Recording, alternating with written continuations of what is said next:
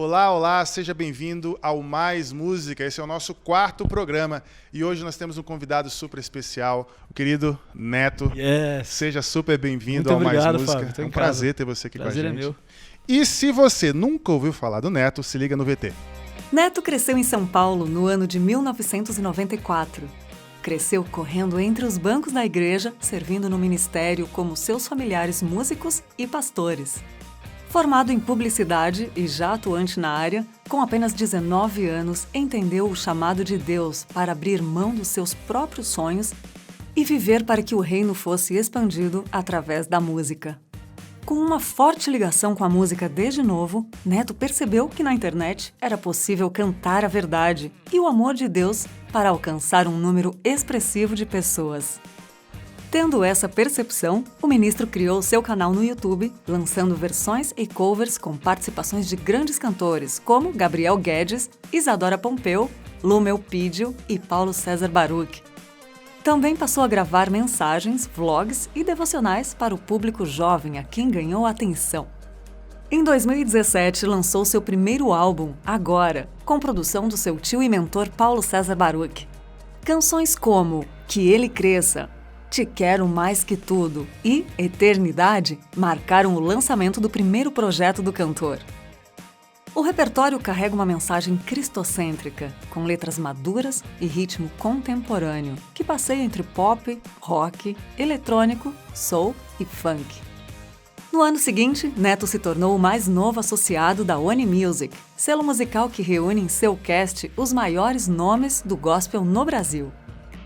Já em 2019, Neto iniciou um novo desafio, passando a liderar o Ministério de Música e Comunicação em uma grande igreja na zona leste da capital de São Paulo.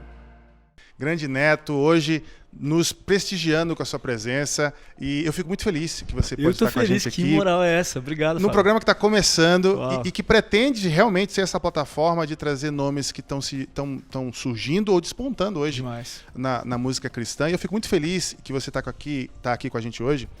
E o que eu achei muito interessante na tua história é que você começou no YouTube. Pois é. E o YouTube é uma plataforma que, bom, quando começou o YouTube ninguém achava que ele seria o que é hoje.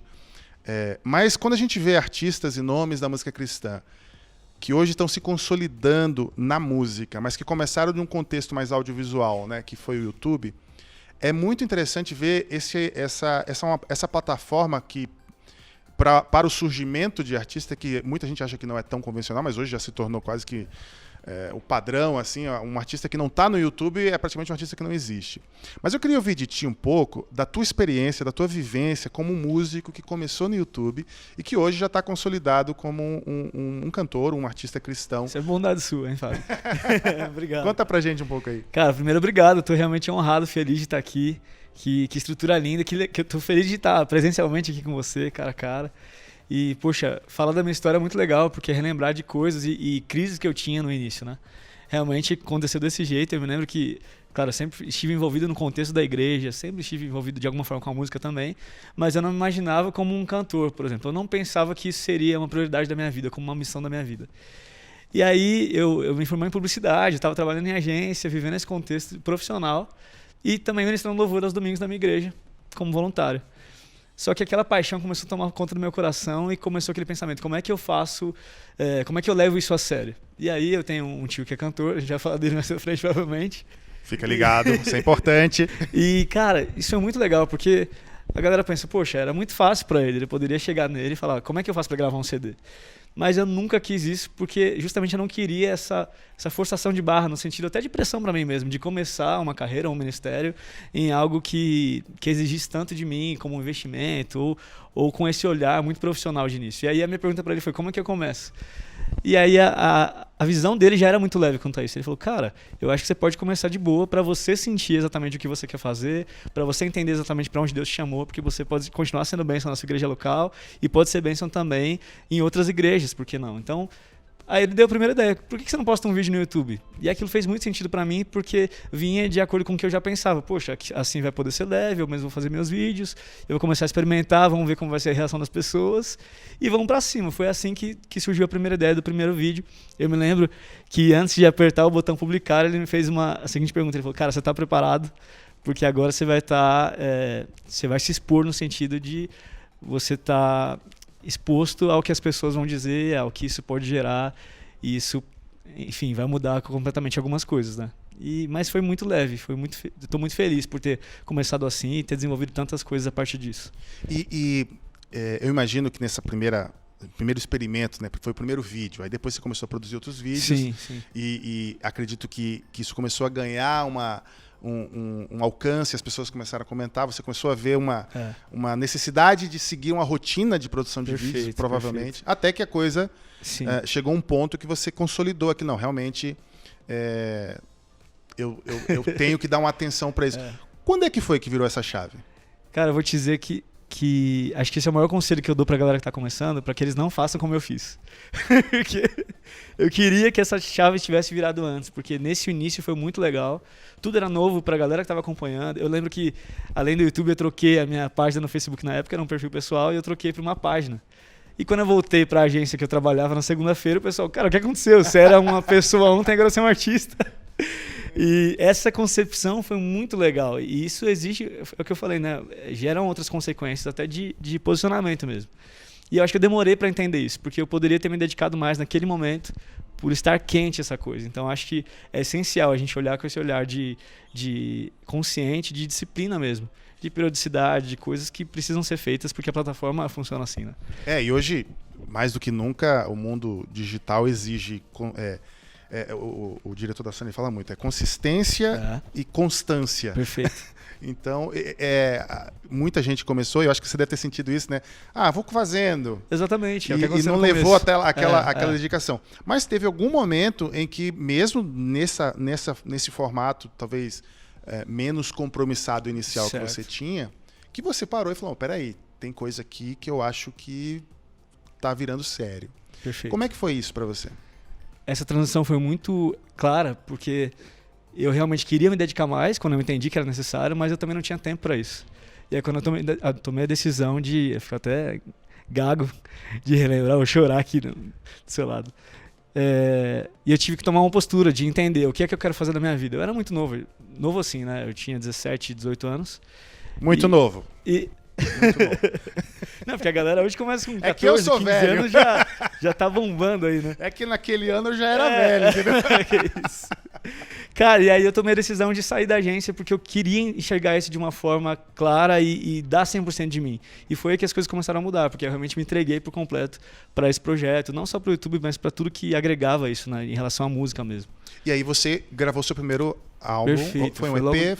Foi um álbum, 11 faixas. 11 faixas. Que ano foi? 2017, 17, né? Como é que foi a decisão e o processo de produção desse primeiro disco? Isso é muito legal na minha caminhada, eu falo isso com alegria, porque, como eu já disse, foi muito leve. Então foi um vídeo após o outro, um cover após o outro, e conhecendo pessoas e descobrindo coisas. A partir desses vídeos, começando a viajar e a conhecer outras igrejas, outros ministérios. E essa caminhada foi formando a minha identidade, que foi outro ponto importante. No começo eu fazia cover, então eram músicas das outras pessoas, músicas que estavam tocando, que eu de alguma forma me identificava, mas que não eram a minha essência ainda.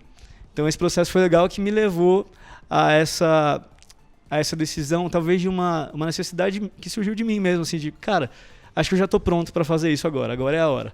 E aí a gente decidiu de produzir o primeiro álbum, que foi em 2017, e aí já foi para outro patamar, nesse sentido de um artista... Sim, é um passo diferente, perfeito. Né? Mas aí você falou sobre a essência, e eu fiquei curioso. Você é compositor, como é que é essa sua relação com as suas músicas dos seus projetos? Eu sou compositor também, mas meu projeto também tem músicas de outros compositores. E também fez parte dessa descoberta, porque não é algo que eu pensava ou que eu me descobri muito novo. Eu fui descobrindo na caminhada. Então, por exemplo, para você ter uma ideia, no meu primeiro disco não tem nenhuma música autoral minha. Eu fui compor depois, lançar como single. Então, tem sido assim até hoje. Eu vou me descobrindo, Deus vai me dando oportunidades, a gente vai descobrindo novas coisas. Eu acho bacana, eu acho legal isso que você falou, muito legal, porque quando a gente se aceita, não é aceita, mas quando a gente reconhece que está numa jornada com Deus, com Deus na história, a gente descansa. Exatamente. E ao mesmo tempo a gente consegue ver em cada detalhe do processo a mão dele, sem dúvida, nos aperfeiçoando. Então você fala, no primeiro disco não tinha nenhuma música minha. Eu fui meio que Você foi acreditar na sua capacidade composicional, Depois. na sua maturação Perfeito. como artista, né? Perfeito. E pra gente encerrar essa primeira parte da conversa, eu queria te pedir uma música agora. Legal. O que você gostaria de cantar pra gente? Eu vou cantar Que Ele Cresça, que fez parte desse processo, assim, não é uma música minha, mas que eu olhei e falei, cara, eu escreveria essa música, uma mensagem que eu acredito e eu quero levar, e foi o primeiro single que eu apresentei antes de lançar o álbum já. Então essa música é importante para a caminhada. Fica agora com Que Ele Cresça, Neto, se liga. Bora lá, Que Ele Cresça, hoje com meu amigo Diego Vasconcelos. Amém. Bora declarar essa verdade que move a nossa vida.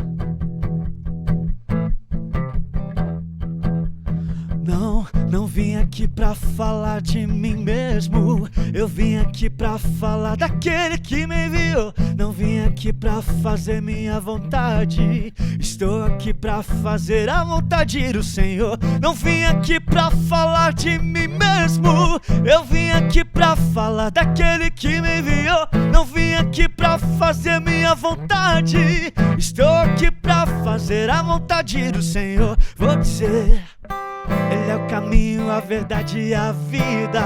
Ele é a paz que todo homem precisa. Ele é a força que te faz vencer as guerras. O verbo que estava com Deus, Ele é o próprio Deus. Ele é a luz, o amigo que não te abandona. Ele é reto, amável, o Cristo, Filho de Deus, cheio de glória, que Ele cresça, eu diminua, Ele apareça, que todo mundo conheça, Jesus Cristo é o meu Senhor. Que Ele cresça, eu diminua, Ele apareça, que todo mundo conheça, Jesus Cristo é o meu Senhor. Vem comigo assim,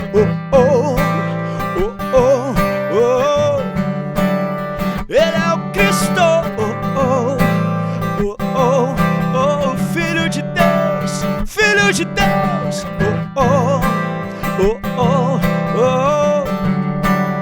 Ele é o Cristo, Filho de Deus. Olha só, vou dizer: a morte não pôde vencê-lo, a prisão não pôde detê-lo.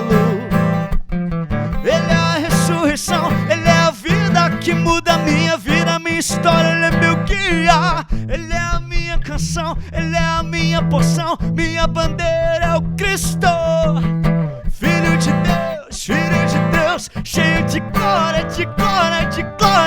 que Ele cresça, eu diminua, Ele apareça, que todo mundo conheça, Jesus Cristo é o meu Senhor, Ele é o meu Senhor, que Ele cresça, eu diminua, Ele apareça, que todo mundo conheça, Jesus Cristo é o meu Senhor. Eu creio nisso.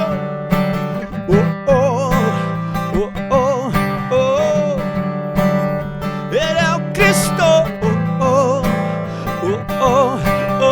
Filho de Deus,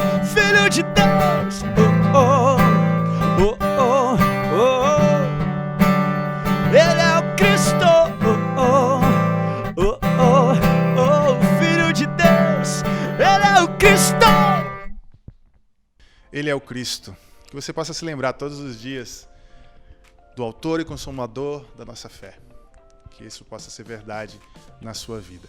Aqui no Mais Música, a gente gosta muito de trazer à memória a história do cancioneiro evangélico. Hinos que fazem parte da memória da igreja cristã mundial, não só brasileira. E hoje a gente tem um hino muito especial, tenho certeza que você já ouviu.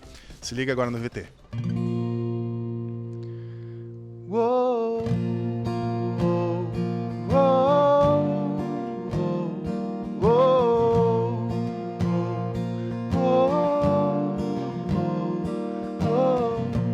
Castelo forte é o nosso Deus,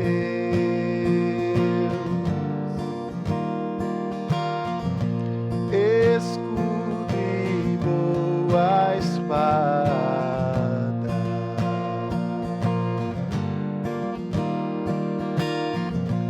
com seu poder defende os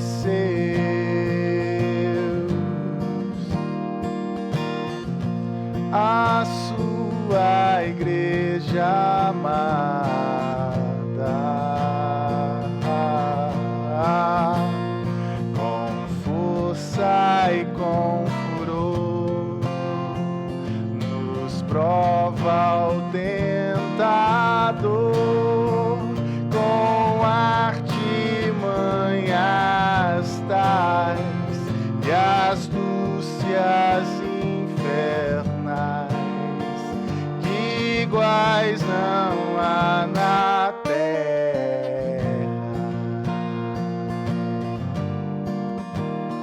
Oh, oh, oh, oh.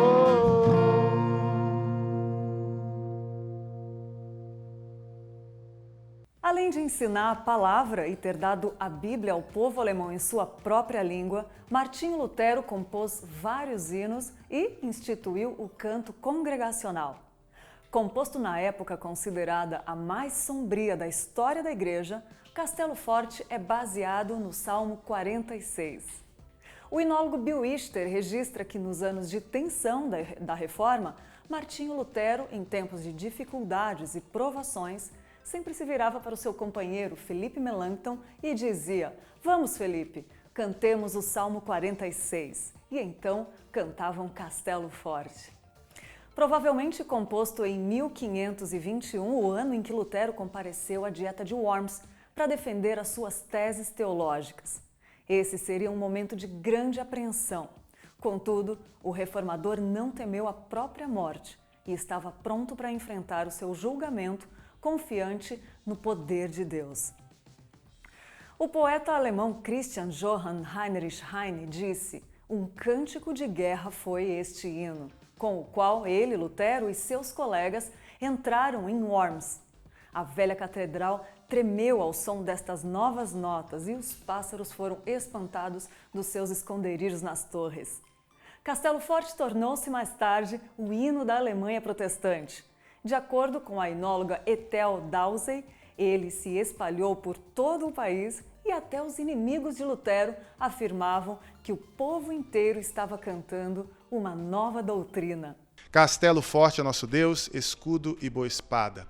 Um clássico dos hinos da Igreja Evangélica. É o hino, é o grande hino da Reforma Protestante. E como vocês viram, escrito num momento tão tenso da vida de Lutero, mas que até hoje é tão real e tão contemporâneo para as nossas vidas. Que nós possamos aprender a descansar e entender que estamos protegidos nesse castelo indestrutível que é Deus. Voltando aqui para a nossa conversa, Neto, a gente falou do seu primeiro disco, Sim. que foi ali em 2017, Certo. que ali você estava maturando, se entendendo como um artista, como um cantor, se entendendo nesse contexto de música cristã de uma forma mais concreta. E você falou antes do seu tio, e a gente deixou o suspense, o mistério para dizer quem é seu tio. Então, quem é o seu tio? Eu tenho 6 tios, cara. A família é grande, mas eu tava falando especificamente do Baruch, meu tio mais novo, e alguém que eu admiro muito e que devo muito do que eu vivo. E com certeza. Na sua construção como artista, cantor cristão, o que você via no Baruch, se é que a gente pode dizer assim, que lhe ajudou nessa consolidação de quem você é hoje? A primeira coisa, e é muito legal porque é unânime em qualquer lugar que eu passe, é falar da humildade dele. E essa humildade, eu acho que ela reflete no que ele faz, na arte do que ele faz também, né? E acima de tudo, na essência do que ele faz. Porque, logicamente, a gente sabe disso. Não é a música pela música, não tem um fim em si mesmo, né? Existe um propósito. A gente está falando de uma mensagem que é maior do que nós. E isso ele sempre viveu, além dos álbuns, além dos lançamentos, mas a gente sempre viu isso em casa ou nos bastidores da igreja. Então, olhar para ele, ver alguém tão relevante, tão até conhecido, respeitado, mas sem perder essa essência, me fez admirar e querer seguir esse caminho nesse sentido, sabe? De ser alguém de verdade, alguém que entende o que está fazendo, para quem está fazendo. E tem sido assim, cara. E o Baruch, a gente sabe, além de cantor, ele é produtor também. Esse aspecto de produção musical, né, que olha mais para a estética, que tem esse olhar mais técnico, né, na construção da gravação e tudo mais. No seu processo de maturação, essa relação com ele te ajudou também nisso aí? Sem dúvidas. Eu cresci nesse contexto, né? A gente sempre estava muito perto, assim. Meu pai até foi sócio dele na gravadora já. Então eu cresci nesse contexto do estúdio, trabalhei lá no estúdio fazendo outras coisas, né? Eu fazia entregava coisa no banco, fazia depósito, mas eu estava perto, estava vendo essa coisa da música acontecendo. E eu até comentei com você antes, mas por um tempo isso foi até uma crise para mim, porque, cara, como que é você cantor, tendo Baruch na família, ou tendo Baruch como referência? É alguém muito grande, alguém muito distante nesse sentido técnico, né? Então também foi um processo de Deus em mim, de entender que ele poderia ser uma referência para mim, alguém que eu admiro, mas que eu não precisava ser igual a ele, né? Entender a identidade que Deus tinha me dado, a porção que ele tinha me dado e como eu poderia fazer para seguir esse caminho no sentido de admirá-lo, sem copiá-lo ou sem essa pressão de ser melhor ou igual a ele. Excelente. E aí, bom, a gente tem o teu primeiro álbum lá, eram 11 faixas? Sim, e o Baruch que produziu o álbum, então começou daí. Muito legal. E aí você depois começou num processo de lançamento de singles. Sim.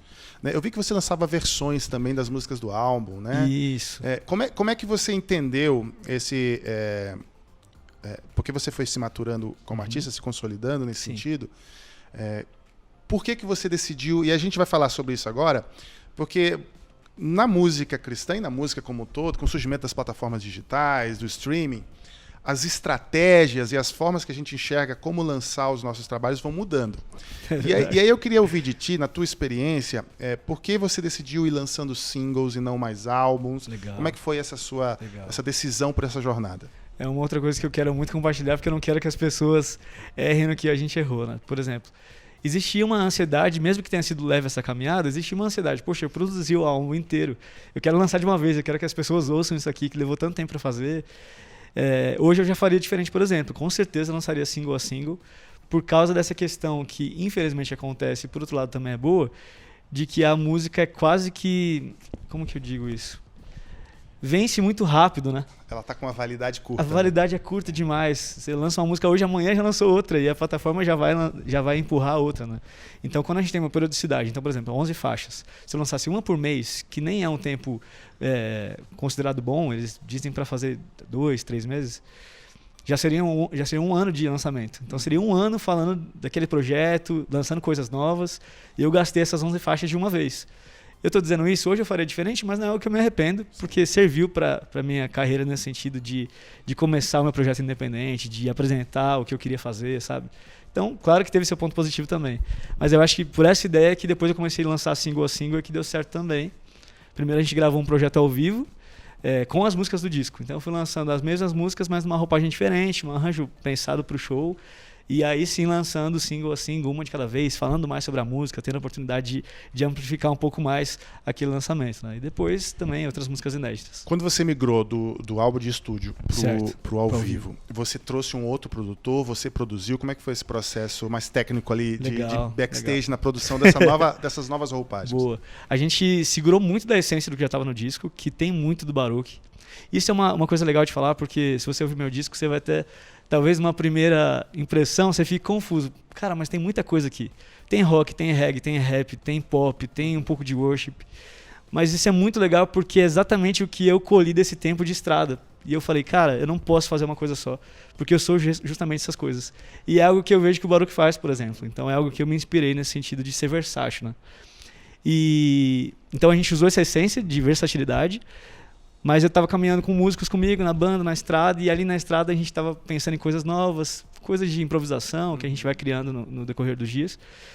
E aí o meu próprio baixista produziu então esse primeiro projeto ao vivo, que é alguém que estava comigo, estava caminhando nessa estrada, e a gente produziu junto esse projeto ao vivo. Muito legal, muito legal. E quando você pensa, tem o disco, que teve toda a produção, você estava ali conhecendo, e depois começou... Aí logo depois você gravou ao vivo, né? Sim, um pouco tempo depois, 2 anos. 2 anos depois, né? E aí depois vocês começaram a lançar só singles mais assim, independentes de um álbum, perfeito. Né? Independente de um conceito.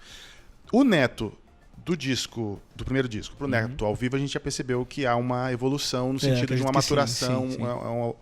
E o Neto do disco ao vivo pros singles, o que você vê de diferença ali? Uau. Eu acho que esse processo de maturidade é muito latente.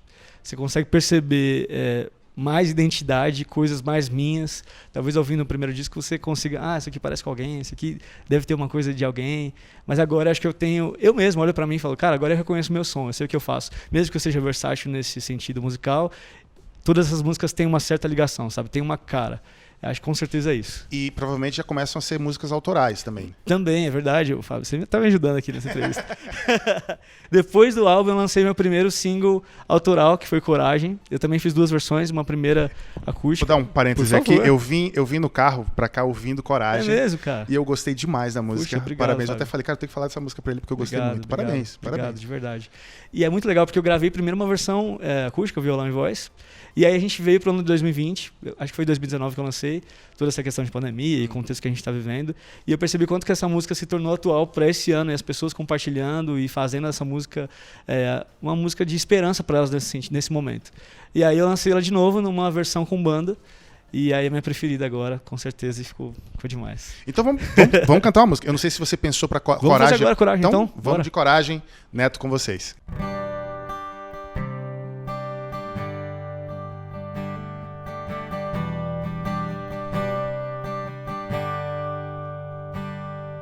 Nem sei por onde começar. Estou sem forças pra continuar. Sinto que pra mim acabou. A esperança se findou. O medo insiste em me cercar. Fecho os olhos, nem consigo mais sonhar. Já não sei mais quem eu sou. O meu espelho se quebrou. Me ensine a descansar. Em meu furacão, saber que posso te encontrar. Sem ti eu nada sou.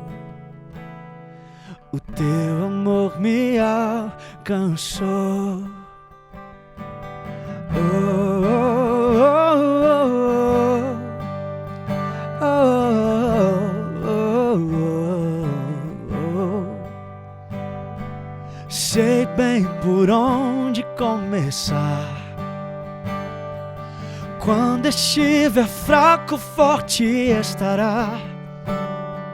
Escute a minha voz dizendo assim: filho, confie em mim.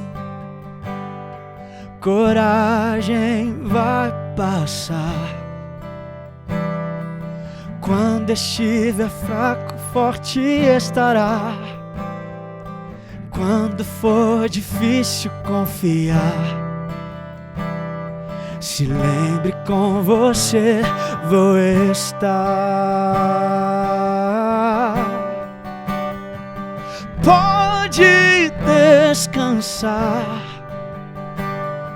Em meio furacão você vai me encontrar. Nada muda quem eu sou. O meu amor te alcançou. Pode descansar. Em meio furacão você vai me encontrar. Nada muda quem eu sou. O meu amor te alcançou. O meu amor te alcançou. O meu amor te alcançou.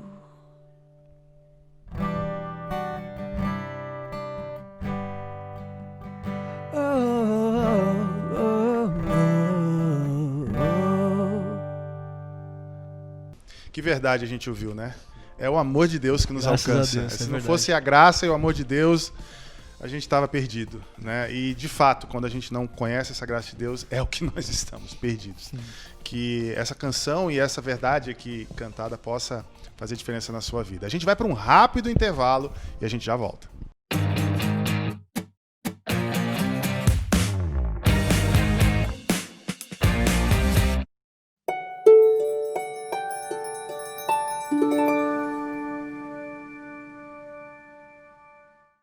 Todos os os dias de segunda a sexta-feira, você tem um encontro comigo aqui na IPP TV, a sua TV missionária. Nós estaremos juntos no programa Sempre Juntos, a partir das 14 horas. Te espero!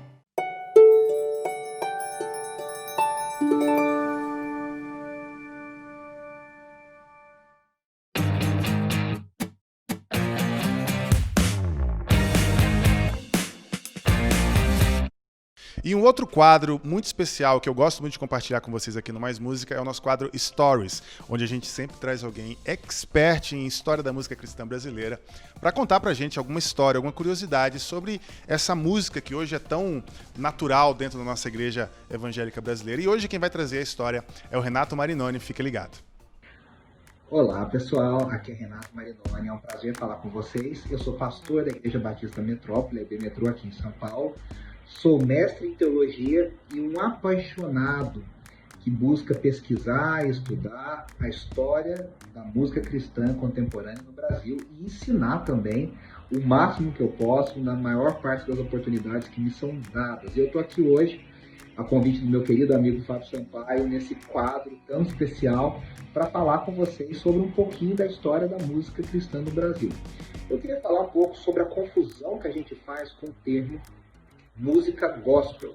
A música gospel nos Estados Unidos é a música dos negros, herdada dos escravos negros norte-americanos, os negros spirituals. E aí se originou a música gospel, que vem de Godspell, palavra de Deus.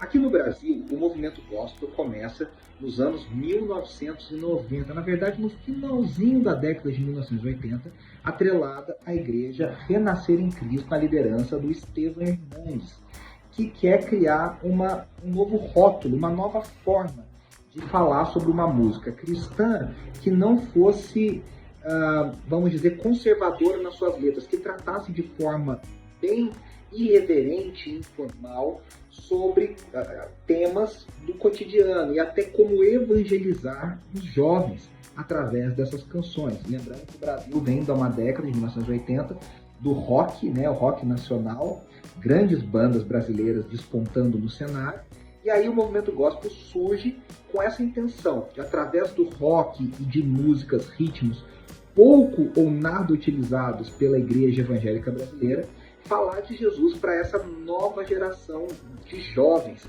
que precisam ouvir o Evangelho. Muitos anos depois, já no começo dos anos 2000, o movimento gospel se atrela à ideia de música de louvor e adoração. Por isso que a música gospel hoje é um selo que envolve toda a música cristã evangélica produzida no Brasil. Mas lembrando, o termo correto, o termo que a gente deveria usar, mais amplo, mais academicamente correto, é música cristã contemporânea. Eu espero que você tenha gostado dessa pequena pílula e a gente vai aparecer mais vezes aqui para falar bastante sobre a história da música cristã no Brasil. Eu e meu amigo Ramon Torres. Um grande abraço e até mais.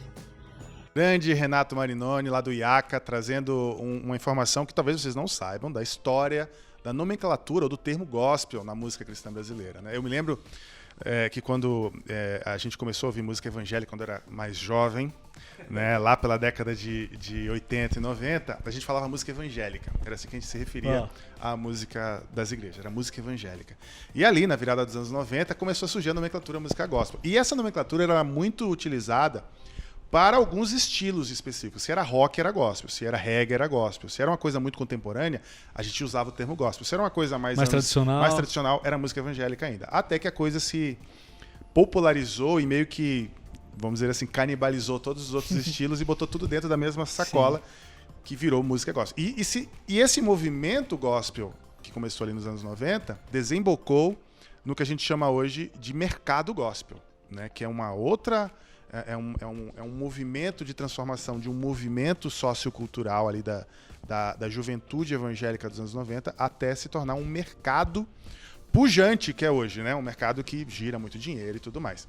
E aí o que eu queria trazer para o nosso papo é que você surge, então, ali já em 2015, né? Apesar de você provavelmente ter crescido em igreja. Sim, sim. Então, assim, você já cresce... Você é de que ano? 94. Senhor, é uma criança. 94. Então você começa ali... Não, 94 já é um pouquinho mais velho. Já tô velho, já. Se ele dissesse 2000, aí eu ia ficar preocupado. Sim. Mas você já cresce, então, num contexto de igreja onde a música cristã, ela não só produz muita coisa, já porque ali final da década de 90, a gente já tem uma produção muito grande de música cristã, ainda Sim. não tão profissional como é hoje, mas a gente tem uma produção muito grande.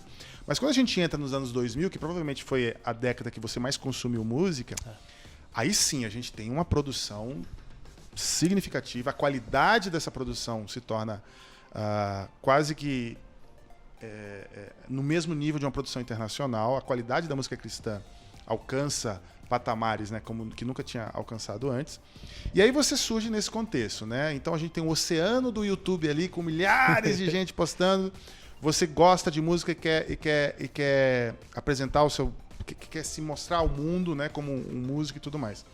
Como é que você enxerga esse movimento de quando você começou a se dar conta, né, da música cristã ali nos anos 2000 e tal, para como a música está hoje? Agora é uma pergunta um pouco mais... Legal. Como você enxerga, aí eu vou usar a nomenclatura, o mercado gospel, hoje, nessa transformação ali que você começou nos anos... dos anos 2000 para cá, o que você vê de transformação? Sem dúvidas, é exatamente o que você falou, e não só a gente enxerga isso, mas como o mundo enxerga isso, né?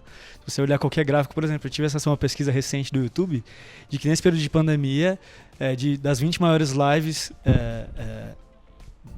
de música, as gospel estavam no top list, e não só lives no YouTube, mas playlists no Spotify, no Deezer. Quando você olha o Deezer, por exemplo, abrindo um escritório só para música gospel, Spotify puxando uma equipe só para música gospel, poxa, o mercado entendeu que isso aqui é realmente relevante. A gente tem uma cultura que é muito na contramão do que acontece no mundo, né? Quando você pensa que a Gabriela Rocha, que é uma artista nacional, tem o maior canal cristão do mundo, comparado a Hillsong, por exemplo, que é global, a gente entende que realmente o nosso consumo é muito forte, né? Então, baseado nisso, eu acho que o nosso desafio como músicos é entender que realmente é necessário a gente olhar com isso com seriedade, como eu tenho tentado fazer, a gente está aprendendo nessa caminhada, mas acima de tudo, enquanto ministros, enquanto ministério, entender também que a gente não pode ser derrubado por essa avalanche que o mercado propõe que a gente seja derrubado. Por exemplo, constância é necessário, mas será que é necessário eu condicionar a minha entrega e o que eu acredito por causa dessa constância? Entendeu? Então, acho que vai muito do nosso equilíbrio mesmo, de identidade em Deus e equilibrar o nosso profissional e o nosso ministério, né? Não, acho que esse é o grande desafio da nossa caminhada. Muito bom que você falou. E eu queria reforçar o que você disse sobre como a gente tem consumido música cristã, principalmente nesse período de pandemia. E a gente está vivendo um fenômeno no Brasil agora, que é da música gospel não ser só mais música para evangélicos. Hoje a nossa música é cantada depois de uma noitada de bebedeira no Big Brother. Isso aí. Né? Não sei se vocês sabem disso, mas é isso que acontece com a música gospel hoje. Né? A gente vê escândalos de jogadores de futebol onde no meio do bate-papo tem uma música gospel ali. Então a música gospel ela deixou de ser uma música de nicho e se tornou parte da cultura brasileira. Sim. O curioso é que ela, em geral, ela não é consumida... na verdade, sim, ela é consumida pelos não cristãos como um salto transcendental, assim, né? A pessoa se sente suja, se sente pecadora, sei lá, se sente precisando de uma lavagem na alma, ela escuta um gospel para dar uma aliviada na alma. Então, assim, a música gospel brasileira, não só brasileira, né? A música cristã mundial, ela adquiriu esse status de artefato cultural. As pessoas consomem a nossa música cristã dentro dos seus contextos, independente da fé delas. É verdade. E o que você falou no final da sua fala, isso reforça a necessidade da gente encarar a música que a gente produz com seriedade. Perfeito. Porque essas pessoas estão consumindo uma música que nasce de um contexto da igreja cristã e muitas vezes o que está sendo dito nessas músicas não tem nada a ver com o evangelho. Então, imagina, a gente está propagando a mensagem do evangelho com mensagens equivocadas. E isso está sendo consumido por gente fora da igreja como nunca antes na história. E eu acho muito lamentável como a gente está tendo uma oportunidade incrível de que as pessoas ouçam as verdades do evangelho e muitas vezes elas não estão ouvindo porque muito do que está sendo cantado não é a verdade do evangelho. Esse posicionamento para mim é perfeito, porque eu acho que na grande maioria a visão é contrária. Por exemplo, não, essa aqui é uma apropriação nossa. É a nossa música. Por exemplo, eu lembro que eu não teve febre do Regis Danese. Entra na minha casa, você entrava no ônibus, o pessoal ouvindo no celular. E eu ouvi de muitos cristãos assim, não, isso não pode acontecer, essa música não deve ser tão de Deus assim. Porque se o cara que tá lá no baile, como você disse, tá ouvindo essa música, tem alguma coisa errada. E por que não o contrário, a gente olhar com essa visão, poxa, olha que legal, essa mensagem está chegando a eles. Exatamente. Mas qual é a mensagem que está chegando, né? O que a gente tem produzido para eles? Exatamente. Então, perfeito. Isso é muito curioso, porque a gente teve nos anos 90 um fenômeno, teve uma artista cristã que se despontou de uma forma muito significativa nos anos 90. Ela existe até hoje. Eu não vou ficar citando o nome aqui para também não ficar, sei lá, criando problema. Então, então teve um artista que despontou nos anos 90 foi no programa da Xuxa e tudo mais. Aí você vai saber quem eu estou falando.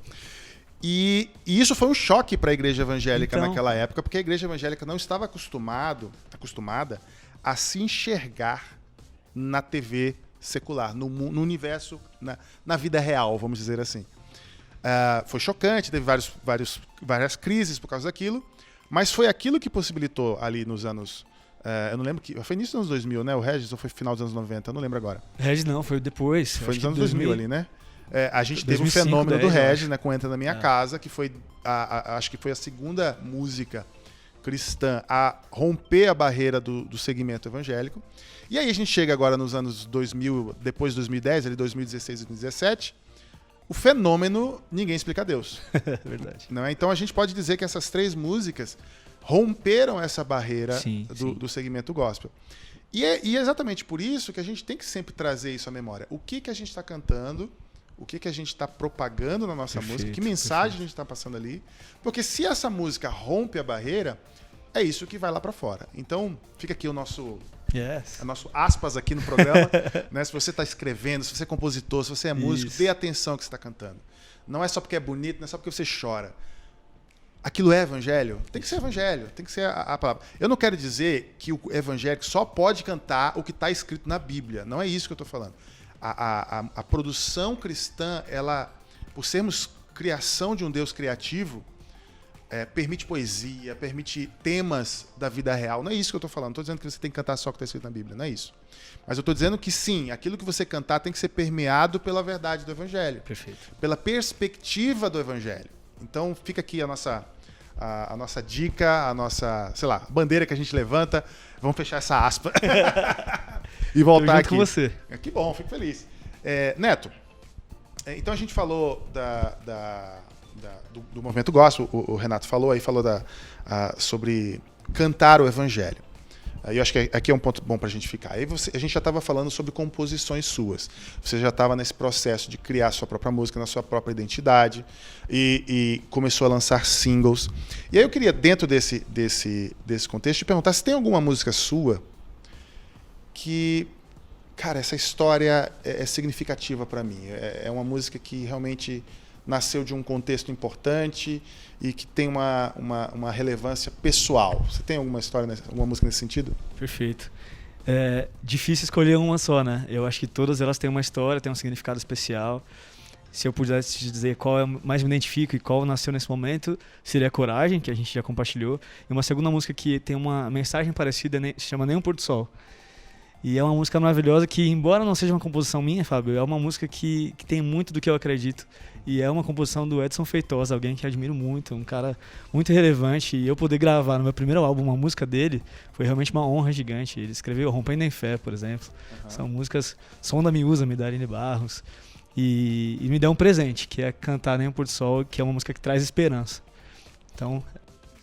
E aí, vamos ouvir ela agora? Vamos ouvir, já falei demais. Então, Nenhum Pôr do Sol, Nenhum Pôr do Sol. Nenhum Pôr do Sol com Neto, fica aí.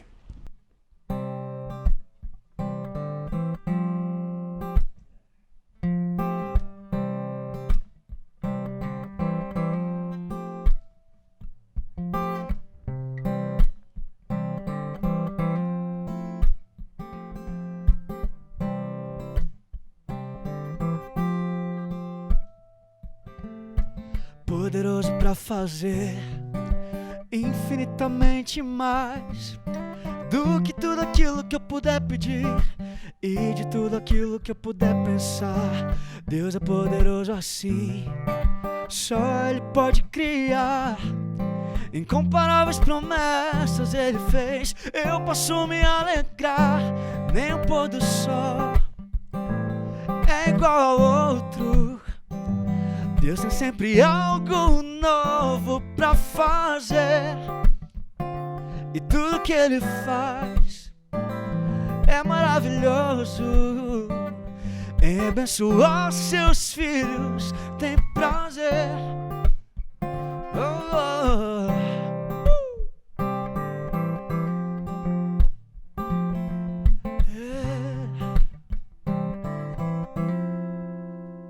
Ele é. Deus é poderoso assim, só Ele pode criar. Incomparáveis promessas Ele fez, eu posso me alegrar. Nem um pôr do sol é igual ao outro. Deus tem sempre algo novo pra fazer. E tudo que Ele faz é maravilhoso. Em abençoar seus filhos tem prazer. Hey, yeah, yeah.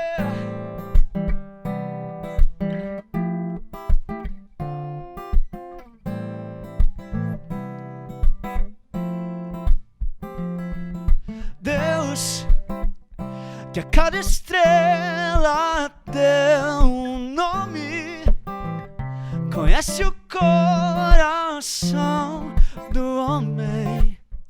Só Ele sabe bem o que é melhor pra mim. Nem o pôr do sol é igual ao outro. Deus tem sempre algo novo pra fazer. E tudo que Ele faz é maravilhoso. Em abençoar seus filhos tem prazer. Nenhum pôr do sol é igual ao outro. Nenhum pôr do sol é igual ao outro. Nenhum é igual ao outro. Nenhum.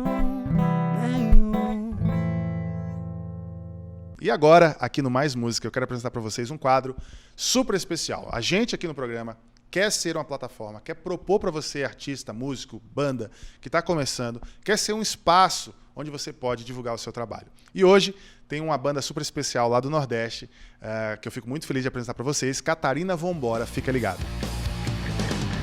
Seu candeeiro ela acendeu, varreu a casa, procurou, não desistiu e encontrou. É festa, convidou. Eita mulher, que força tem, e o teu temor pertence a quem guardou em casa o pregador. Abrigo e força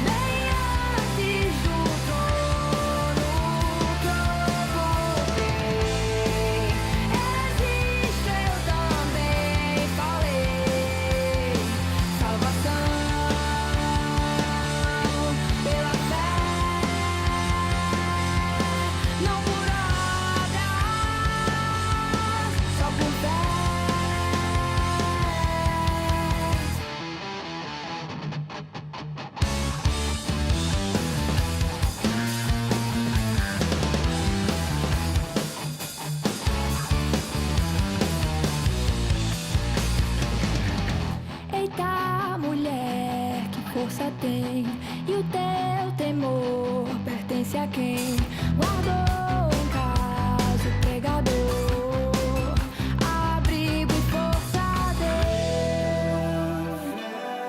Salvação não vem de nós, não temer a outra voz.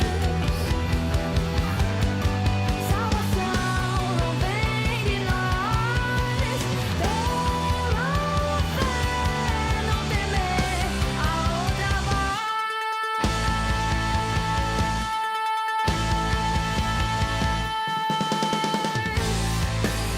Meu Deus é maior que o rei, bem antes do trono,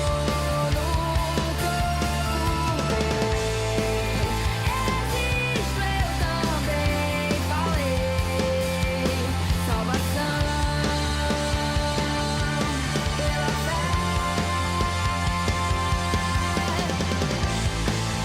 Meu Deus é maior que o rei. Catarina Vambora, uma banda incrível lá do Coletivo Candeeiro, lá do Nordeste. Se você nunca ouviu falar no Coletivo Candeeiro, eu sou um entusiasta, fã do trabalho deles, sou o que seguem lá a liderança do Marco Teles. Pesquise no Instagram, nas plataformas que você quiser, Coletivo Candeeiro, tem vários artistas incríveis. E Catarina Vambora conquistou meu coração com o conceito da banda, a sonoridade, a menina que canta, assim, eu fiquei apaixonado, então espero que vocês tenham gostado também. Vamos voltar aqui pro papo, Neto? Vamos lá. E eu sei que em 2019 você assumiu a liderança musical da sua igreja. Sim. E aí, eu não sei se você viveu essa crise. Eu vivi. Eu sou artista, será que eu vou me envolver ministerialmente com a igreja? Como é que foi essa transição para você? Com certeza, principalmente nesse momento, né? Mesmo não sendo mais novinho, na minha cabeça era assim, poxa, eu ainda vou viajar muito tempo e depois, quando eu estiver mais velho, eu vou ficar mais de boa numa igreja local. E isso aconteceu antes do que eu esperava, e eu vejo como um direcionamento de Deus claro pra mim. Claro que no momento teve essa crise, será que é um momento, será que não é? Mas hoje eu vejo isso com muita leveza também, como tem sido tudo até aqui. Com muita clareza no sentido de que, pra mim, uma coisa compensa na outra, sabe? O que eu vivo na igreja local é a minha raiz, é a minha oportunidade de servir, é a minha oportunidade de vivenciar todo um processo, de ver as sementes que são plantadas todos os dias, germinando, conhecer as pessoas. Cara, isso eu não troco por nada. Eu sempre tive envolvido 100% na igreja local, mas não à frente de um ministério, não na liderança, né? E isso me dá raiz para viver o que eu vivo no Ministério Itinerante. Em compensação, o que eu vivo no Ministério Itinerante me dá referência, me dá ideias, me amplia a visão para eu aplicar tudo isso na igreja local.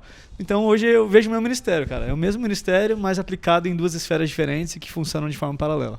Não, e você falou, é o mesmo ministério. E agora, eu vou até ousar dizer, é um ministério com uma base mais sólida. Sem dúvidas. Porque a gente vem de uma história, a gente falou ali da história do mercado gospel e tal, e se criou muito essa mítica de que o artista cristão, o músico, ele é independente, ele flutua pisando em nuvens e tem um contato mais próximo de Deus do que os restos dos mortais. Meu Deus. Isso é uma tolice, mas uma tolice assim com T maiúsculo.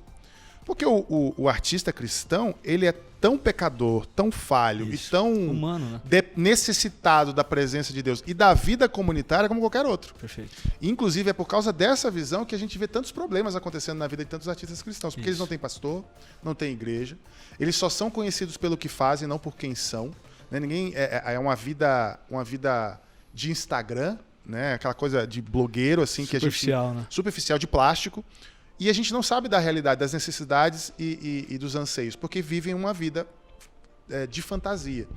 E é uma tendência, a sensação que eu tenho é que é uma tendência de que artistas cristãos não só estão percebendo essa necessidade de ter um solo firme sobre os pés, ou seja, de ter uma igreja local onde eles participam como membros e não onde eles só vão de vez em quando como artistas, onde as pessoas os conhecem pelo nome, onde frequentam a casa um dos outros, e sendo artistas como são pessoas normais, né? Isso é importante dizer, porque um artista não é um cara que vive sei lá, que vive num plano mental diferente. Não, é uma pessoa normal que produz arte. Então, me parece ser uma tendência e para você tem sido uma experiência de... Sem dúvidas. Você falando, eu me lembrei de uma experiência. Assim que eu comecei, eu tive um almoço com a diretora da distribuidora que eu faço parte, da Unimusic. E é uma distribuidora com muitas bandas que fazem música para a igreja, né? Eles têm várias referências musicais, mas tem muitas bandas congregacionais, né? Uhum. E ela falou muito sobre isso e foi muito legal, porque ela falou, cara, você vai ter a oportunidade, e isso eu nunca vou esquecer, de sentir o cheiro das ovelhas. E quando você sente o cheiro das ovelhas, quando você sobe numa plataforma, você não consegue bater nessas ovelhas. Você não consegue tratar essas ovelhas como números, ou como um volume, como massa. Você vai se lembrar da sua raiz da igreja local, entender que são pessoas, que a palavra do Senhor está sendo compartilhada, que são almas sedentas e carentes. E isso vai mudar completamente o que você entende como ministério. E é real, cara. É exatamente isso. A minha base faz toda a diferença do que eu faço ou do que eu entendo como ministério. E isso também muda a nossa perspectiva de quem a gente é quando a gente está também no ministério itinerante. Porque, às vezes, a gente vai tocar numa igreja distante, que a gente não conhece tecnicamente ninguém, e a gente sempre corre o risco de se achar o centro do que está acontecendo ali.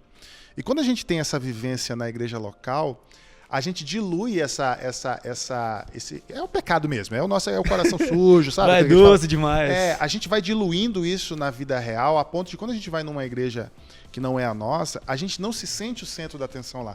A gente se sente parte da comunidade. Perfeito. Eu fui tocar agora, final de semana passado, no interior do Pará. Calor! Mas, e eu me lembro que eu falei isso e foi verdade. A gente que tem essa vivência na igreja, a gente consegue chegar numa outra igreja, numa realidade completamente diferente e se sentir em casa. Sem dúvidas. A gente se sente família, a gente não se sente alguém especial ou diferente ou fora da realidade. A gente se sente em casa ali, não tem aquele... A gente não precisa ser blasé, não tem essa barreira que nos afasta das outras pessoas. Então... aproveitando a história do Neto aqui, mais uma bandeira que a gente levanta, né? Faça parte de uma igreja. Seja igreja. Não tem como ser igreja sozinho. Eu acho que a grande questão dessa é que nos condiciona a não servir a nós mesmos, né? Exatamente. Porque é a tendência que a gente cai de viajar, de viver a nossa independência, né? O Neto, é o ministério do Neto, então eu estou servindo a quem, né? E na igreja a gente está servindo ao próximo. Estou servindo ao meu irmão que eu estou vendo ali todo domingo, estou servindo ao porteiro, servindo ao meu pastor. Isso muda completamente o nosso caráter e nos traz mais perto do que Deus espera da gente, sem dúvida. Sem sombra de dúvida. E a gente está chegando no final do nosso programa. Passou muito rápido, muito né? rápido. Quando o papo é bom, voa, assim, que é o negócio. E eu queria saber se tem que música que você vai trazer pra gente agora? Último lançamento, chamei Eu Corro ao Pai. Estou empolgado de compartilhar isso aqui com vocês e aproveitar para te agradecer, Fábio, por esse tempo, por essa conversa. Estou muito honrado mesmo por isso. Eu que agradeço, foi muito bom que você pôde vir. Você vai ficar agora com Corro ao Pai e a gente já volta.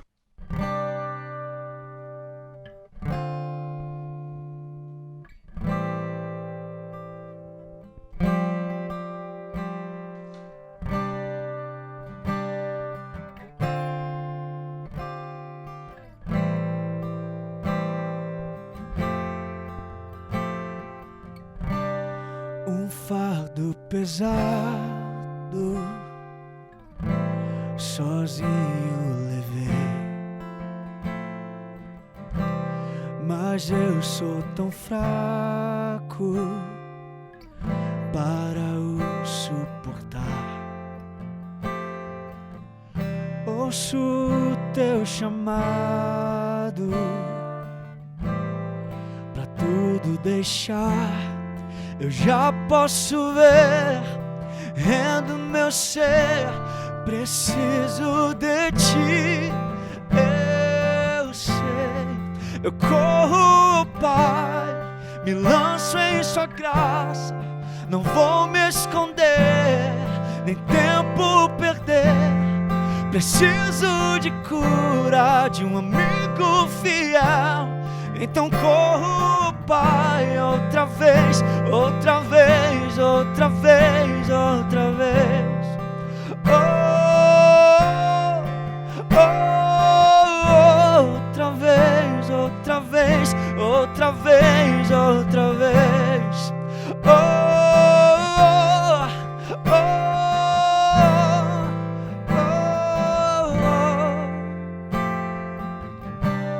oh, perfeito para me resgatar. Teu filho aqui veio